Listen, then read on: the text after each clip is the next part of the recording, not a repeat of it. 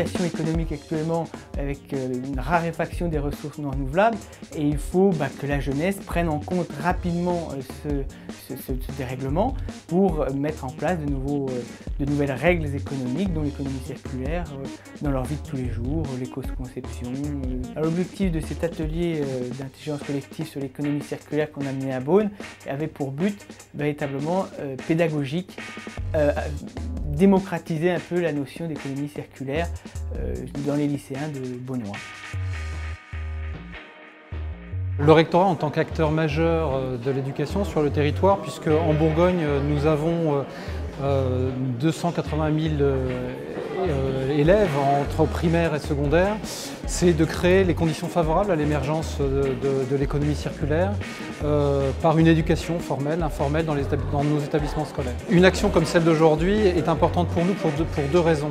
La première, c'est qu'elle donne aux jeunes à voir que les territoires sont en action et prennent des initiatives. Donc on est déjà dans la formation à l'entrepreneuriat et l'envie d'entreprendre et de faire des choses sur son territoire. Et la deuxième, c'est que puisqu'on parle d'économie circulaire, on est dans la construction de la conscience citoyenne et de l'idée que tous les jeunes ont des choix à faire pour l'avenir, pour ce qu'ils veulent du monde de demain.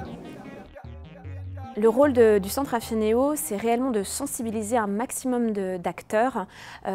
Par acteurs, j'entends bien entendu les plus jeunes, les scolaires, mais bien entendu aussi l'ensemble des institutionnels, communautés d'agglomération, communautés de communes, bien sûr les entreprises privées ou entreprises publiques qui font partie intégrante de la thématique de l'économie circulaire et qui ont leur mot à dire et leur rôle à jouer en termes de recyclage aussi des matières.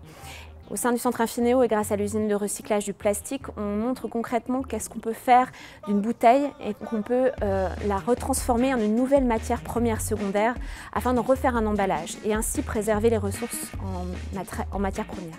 L'économie circulaire, c'est réellement une nouvelle opportunité économique au niveau international, au niveau national, au niveau même local.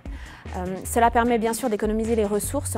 La raréfaction des ressources n'est plus seulement une idée mais une réalité. Et bien sûr, les entreprises, les industriels ont besoin de trouver de nouvelles techniques pour économiser ces matières afin d'avoir une économie qui soit plus soutenable, bien entendu pour les générations à venir.